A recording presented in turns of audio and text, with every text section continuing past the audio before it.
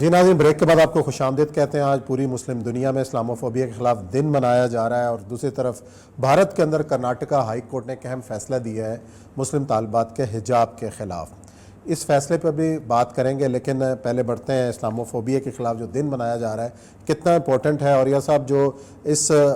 سالوں کا جو چیلنج ہے مسلم دنیا کے لیے وہ سب سے بڑا اسلاموفوبیا ہے۔ اس سے نمٹنے کے لیے کیا کیا جانا چاہیے؟ اور خاص طور پر آج عمران خان صاحب نے بھی کہا کہ اسلاموفوبیا کے خلاف سب سے زیادہ آواز انہوں نے بلند کی۔ دیکھیں، اسلاموفوبیا جو ہے نا، اگر کچھ یہ سمجھتا ہے کہ یہ صرف چند سالوں کی یا 9/11 کے بعد کی بات ہے تو بالکل غلط ہے۔ آپ حیران ہوں گے کہ رسول اکرم صلی اللہ علیہ وسلم کے انتقال کے صرف 30-35 سال کے بعد دمشق میں ایک شخص تھا جس کو الیگزینڈر پاگینی کہتے تھے، اور اس کو جان آف دمشقی بھی کہتے تھے۔ اس شخص نے رسول اکرم کی زندگی کے بارے میں بہت ایک فضول سی کتاب لکھ کے رکھی تھی، اور اس کے بارے میں مختلف قسم کے نعوذ باللہ مختلف قسم کی باتیں کی تھیں، جن میں یہاں تک الزام لگایا تھا کہ آپ صلی اللہ علیہ وسلم کو نعوذ باللہ مرگی کے دورے پڑا کرتے تھے، اور آپ صلی اللہ علیہ وسلم جو تھے وہ ایک امیر عورت کے ساتھ شادی کر کے انہوں نے اپنے آپ کو آگے بڑھایا، اور اس طرح کی غلیظ قسم کی گفتگو تھی۔ یہ کتاب پڑھی رہی، لیکن اس کتاب کو پھر اس کے بعد آگے لے جا کے چرچ نے باقاعدہ اس کو چھاپا۔ پھر اس کے ساتھ ساتھ ایک قرآن پاک جو تھا وہ باقاعدہ غلات کا قرآن پاک جو تھا وہ لے کے آیا گیا۔ پھر اس کے بعد یہ کیا گیا کہ اسلامی تاریخ میں سے وہ جھوٹے واقعات جو کہ طبری جیسے افسانہ ساز مؤخرین نے تھے ان کو علیحدہ کر کے ایک چیز چھاپی گئی۔ پھر اس کے بعد ایک بہت بڑی موومنٹ چلی جو مستشرقین کی موومنٹ تھی، جس کو کہتے ہیں اورینٹلسٹ، جس کو کہتے ہیں اورینٹلسٹ نے باقاعدہ رسول اکرم صلی اللہ علیہ وسلم یا اسلام کے نام پر اپنی کتابیں لکھنے کی کوشش کی۔ ولیم میور اور اس طرح کی چیزیں اور واشنگٹن آئرونگ وغیرہ، انہوں نے باقاعدہ ایک اپنے آپ کو ثابت کیا کہ ہم مسلمانوں کے بڑے خیر خواہ ہیں، لیکن اس کے اندر ایک غلیظ قسم کی صورتحال جو تھی اور مختلف قسم کی ٹینٹڈ صورتحال پیدا کی۔ یہ ایک بہت بڑا باڈی آف لٹریچر بن گیا جو جھوٹ کے پر مبنی تھا۔ اس باڈی آف لٹریچر کو بعد میں جب مختلف موقع کے اوپر ریسرچیں کی گئیں تو اس کے بعد ہوتا یہ تھا کہ وہ جو ریسرچ کرنے جاتا تھا وہ کہتا کہ وہ دیکھو وہ تو اس زمانے کا آدمی تھا تو سچ بولتا ہوگا، تو اس نے اب ہمارے اوریجنل سورسز جو ہے اس کے اوپر کبھی ڈسکشن نہیں کی۔ اس کے ساتھ ساتھ باقاعدہ جب ہوئی ہے صلیبی جنگیں ہوئی ہیں کوئی 170 سال کی، اس کے دوران خاص طور پہ نبی اکرم صلی اللہ علیہ وسلم کی شخصیت جو ہے اس کو ڈیمیج کیا گیا، اس کے خلاف گفتگو کی گئی۔ پھر یہاں پر بھی حوصلہ افزائی کی خود بر صغیر پاک و ہند کے اندر جو راجپال کی کتاب ہے رنگیلا رسول نعوذ باللہ، جس کے اوپر غازی علم الدین نے اس کو قتل کیا تھا راجپال کو، اس کی کتاب کی بھی حوصلہ افزائی، یہاں تک آپ سوچیں کہ اس کتاب کے اوپر عدالت نے صرف اس کو چند روپے جرمانہ کیا تھا کہ تم نے کیوں چھاپی ہے، جبکہ پورے مسلم دنیا کے اندر جذبات پیدا ہو گئے تھے۔ تو پورے کا پورا ویسٹ جو ہے اس کی ایک تاریخ ہے، ایک بہت شدت کی تاریخ ہے، اسی لیے وہاں پر یہ ساری صورتحال پیدا ہوئی ہے۔ آج بھی جو لوگ آج بھی وزیر اعظم صاحب نے ایک ٹویٹ کیا ہے کہ جی یو این نے اس دن کو اسلاموفوبیا کے خلاف منانے کی قرارداد منظور کی ہے، یہ بڑی اہم کامیابی ہے، اور وزیر اعظم صاحب نے جس طرح آواز اٹھائی ہے یہ بھی ان کے ایک کارناموں میں سے ایک کارنامہ وہ اپنا قرار دے رہے ہیں۔ ہاں یہ بات تو ہے۔ دیکھیں میں تو اس چیز کی ان کی تعریف کرتا ہوں، میں نے کالم بھی لکھا تھا، اور مجھے ان کو اس بات کی جزا دے، یہ بہت بڑا کام تھا کہ اس فلور کے اوپر کھڑے ہو کے اسلاموفوبیا کے خلاف آواز اٹھانا، جبکہ اسلاموفوبیا جو ہے اس کے اوپر کم از کم 58 رائٹ ونگ آرگنائزیشنز ہیں جو اس وقت پورے یورپ کے ملکوں میں کام کر رہی ہیں کہ جو مسلمانوں کو مارتی ہیں، ان کے حجاب چھینتی ہیں، اور اسلاموفوبیا کے جو کیسز ہیں آن دا رائز ہیں۔ اچھا، اور یہ سب حجاب کی بات ہوئی ہے، حجاب کی بات ہوئی ہے تو آج کرناٹکا ہائی کورٹ نے جو فیصلہ دیا ہے اس مسلم طالبہ اور اس سے جیسی کئی طالبات کی جو درخواست تھی حجاب پر پابندی والی ان کو خارج کر دیا، اور اس میں حوالہ دیا گیا اس کی انٹرپریٹیشن جو کی گئی ہے، اس میں جوید غامدی صاحب کا بھی حوالہ دیا گیا ان کی انٹرپریٹیشن کا۔ اس کو کیسا سمجھتے ہیں آپ؟ جی میرا سر آج شرم سے جھک گیا ہے۔ ہندوؤں کے نرگے کے اندر کھڑی ہو کے ایک عورت کھڑی ہو کے کہتی ہے اللہ اکبر اور حجاب لیتی ہے، اور پاکستان کے اندر رہتے ہوئے تمام سہولتوں کے اندر رہتے ہوئے جاوید غامدی صاحب کا فلسفہ جو کہتا ہے کہ حجاب کے میں ضرورت نہیں ہے، اللہ تعالیٰ کسی کو توفیق دیتا ہے تو وہ غیرت و حمیت کے ساتھ عورت بھی ہوتی ہے، اور اللہ تعالیٰ کسی سے عقل، علم، فہم، فراست چھین لیتا ہے سمن بکمن امیون فہم لا یرجعون، تو پھر وہ جاوید غامدی بن جاتا ہے۔ اس حد تک یعنی آپ سوچیں کہ آپ نے پورا نیریٹو بلڈ کر دیا، جس رسول اکرم صلی اللہ علیہ وسلم کی ازواج مطہرات پردہ کرتی رہی، جس سید الانبیاء صلی اللہ علیہ وسلم کے تمام صحابہ کی بیویاں بیٹیاں سب پردہ کرتے ہیں، جن کے تابعین کے لوگ پردہ کریں، جن کے تبع تابعین پردہ کرتے ہیں، صدیوں تک مسلمان جو تھے وہ باقاعدہ وہ اس قرآن پاک کی آیت جو تھی جلباب کے اندر جاتے رہے، اس کو اندر آپ اس کو ایک سمجھتے ہیں کہ ڈیوٹی ہی نہیں ہے اسلام کی۔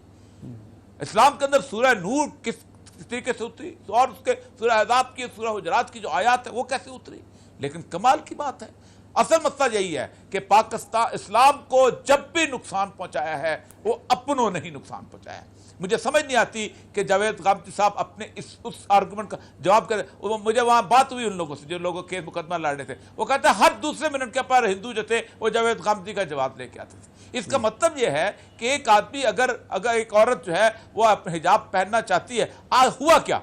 کہ پوری کی پوری 22 کروڑ مسلمانوں کی بیٹیاں بیویاں بچیاں ساری کی ساری وہ آج آرگومنٹ کرنے کے قابل نہیں رہی۔ وہ کہتی ہیں کہ اس شخص نے ہمارے ساتھ کیا کیا ہے،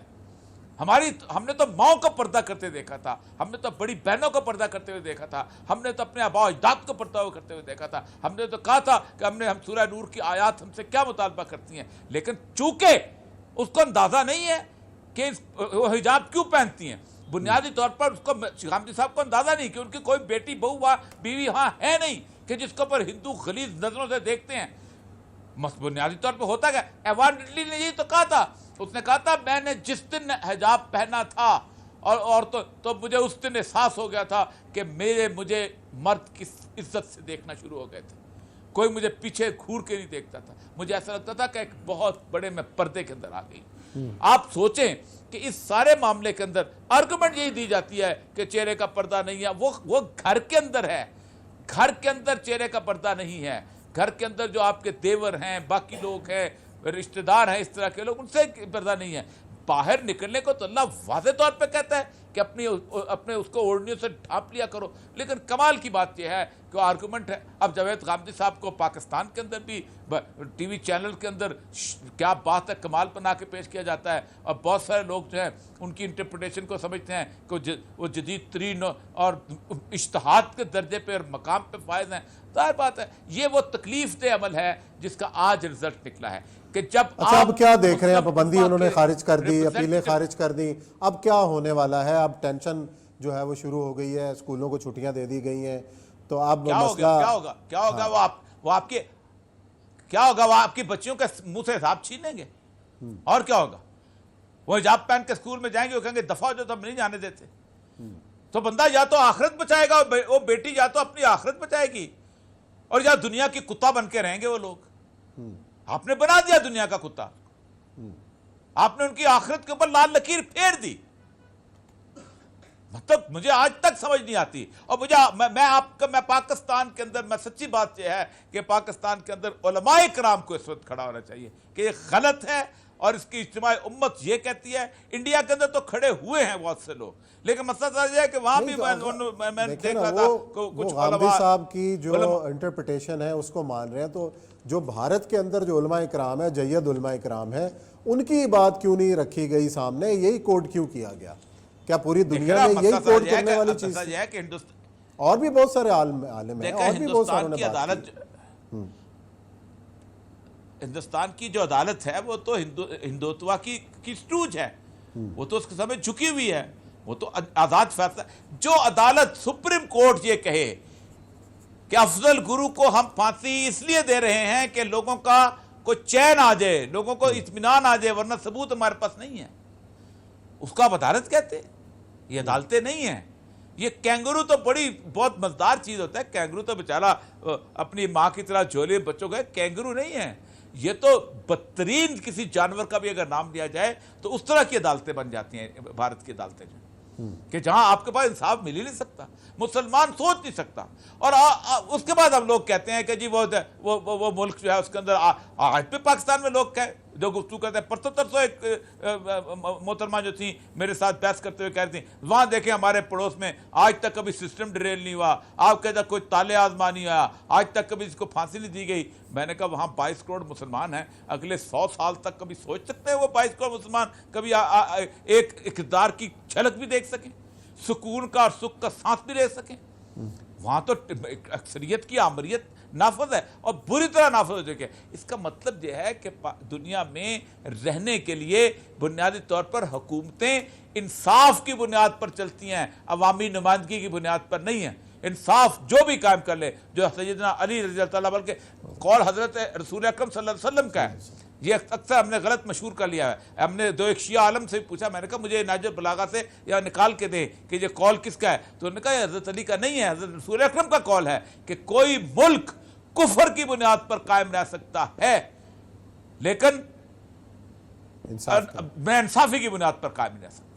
جی بہت اپنا یہاں بریک کا ناانصافی ٹائم کی ہے بنیاد پر قائم۔ اور یہ سب ساتھ رہے گا، بریک کا ٹائم ہے، بریک کے بعد آتے ہیں تو ایک اہم مہمان بوسنیا، ایک لینڈ آف اپرچونٹی ہے بوسنیا کے، پاکستان کے ساتھ تجارت اور اس میں کیا مسائل درپیش ہیں، خصوصی مہمان ہمارے ساتھ ہوں گے، انتظار کیجیے گا، بریک کے بعد آتے ہیں۔